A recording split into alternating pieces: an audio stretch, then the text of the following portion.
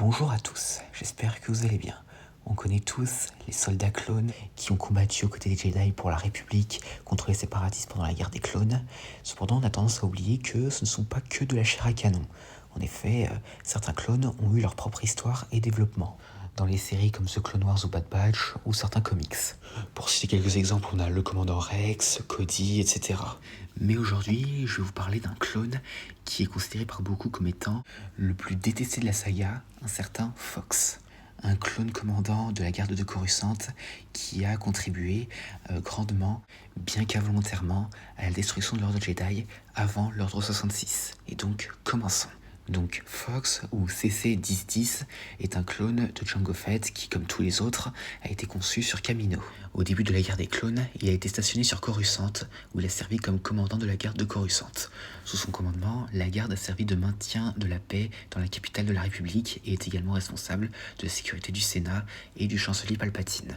Et donc ainsi, Fox, en raison de son stationnement, ne quitta jamais Coruscant pendant la guerre. Cependant, il put néanmoins prouver quelquefois sa valeur, notamment en arrêtant Ziro le Hutt, un Hutt qui collaborait avec le comte Dooku, et sauva par la même occasion Padmé Amidala qui avait été retenue par Ziro. Bien que cela ne soit pas montré, il a aussi été responsable de la sécurité du quartier sénatorial lorsque la bête de Zilo attaqua Coruscant. Mais malgré ça, Fox n'était pas vraiment le meilleur clone.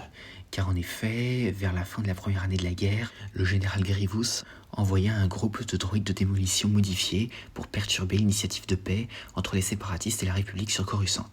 Fox était chargé de protéger le réseau de distribution d'énergie centrale au niveau 5000, et les droïdes le trompèrent avec un code d'autorisation de sécurité que Fox jugea authentique. Et en conséquence, les droïdes accomplirent leur mission et détruisent le réseau électrique, provoquant une panne d'électricité dans toutes les villes de Coruscant et coupant ainsi les négociations de paix entre les séparatistes et la République. Mais cependant, vous allez peut-être dire, mais Fox, c'est pas sa faute, il a été trompé. Oui, mais bon, attendez de voir la suite et vous allez comprendre peut-être pourquoi beaucoup le détestent. Donc, lors de la dernière année de la guerre, donc quelque temps avant l'épisode 3, après qu'une certaine Leta Turmon ait exécuté une attaque terroriste sur le temple Jedi et en fut arrêtée, Ahsoka Tano, la padawan d'Anakin qui avait arrêté la terroriste, vint l'interroger. Et Fox la laissa entrer et la félicita pour avoir arrêté la terroriste. Cependant, quand Ahsoka interrogea Turmon, cette dernière fut étranglée à mort par la force. Et Fox, en arrivant, crut que c'était Ahsoka qui l'avait tuée et il l'arrêta. Mais en réalité, sans que Fox le sache, Turmon avait été tué par l'ancienne amie d'Ahsoka, Barriss Offee. Et quand Ahsoka tentera de s'échapper pour prouver son innocence, Barriss la piégea à nouveau en tuant des clones. Et Fox, en voyant les clones morts, crut à nouveau que c'était Ahsoka qui les avait tués et ordonna de l'abattre, mais heureusement il fut arrêté par Anakin et le capitaine Rex. Mais bientôt, Ahsoka fut reconnue comme innocente et Barriss fut ainsi emprisonné. Et donc là, Fox, on pourrait se dire, il a fait son job et il avait des raisons d'y croire. Mais cependant, attendez de voir la prochaine histoire qui le concerne. Car là, c'est à partir de là que beaucoup ont commencé à le détester. En effet, très peu de temps après l'incident avec Ahsoka, Fox reçut l'ordre de traquer un autre fugitif, le soldat Arc 5 de la 501e Légion.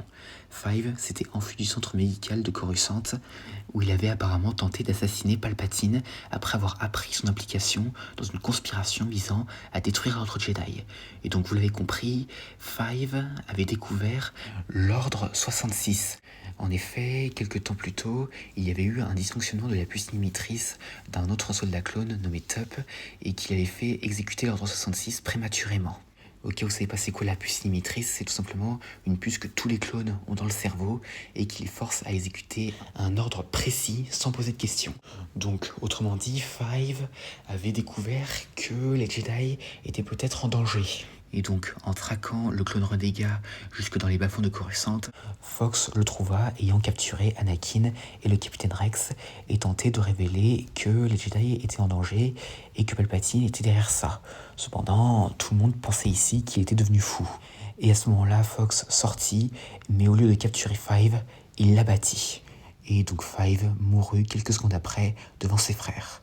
Et donc du coup, vous l'avez compris, Fox a un peu condamné les Jedi en faisant ça. Et en plus d'ailleurs, contrairement à tous les autres clones qui avaient enlevé leur casque pour montrer leur tristesse face à la mort de Five, et Fox, il ne l'a pas fait.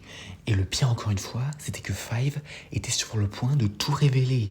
Et donc ainsi, Fox a permis, entre guillemets, la destruction des Jedi.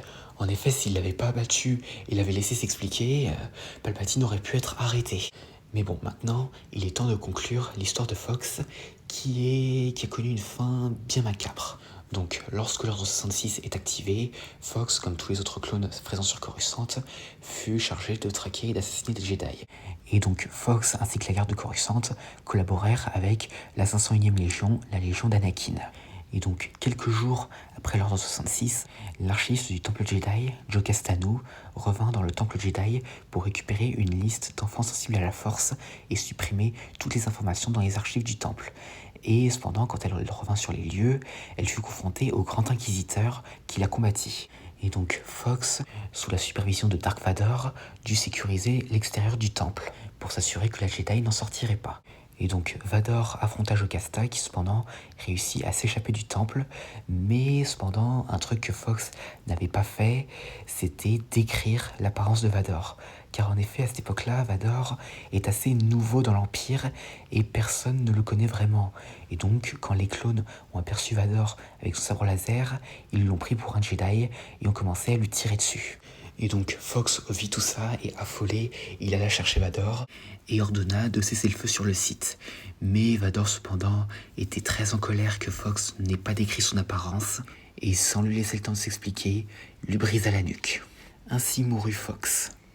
Alors, est-ce que cette réputation que les fans lui accordent lui est vraiment méritée? À vous de débattre dans les commentaires.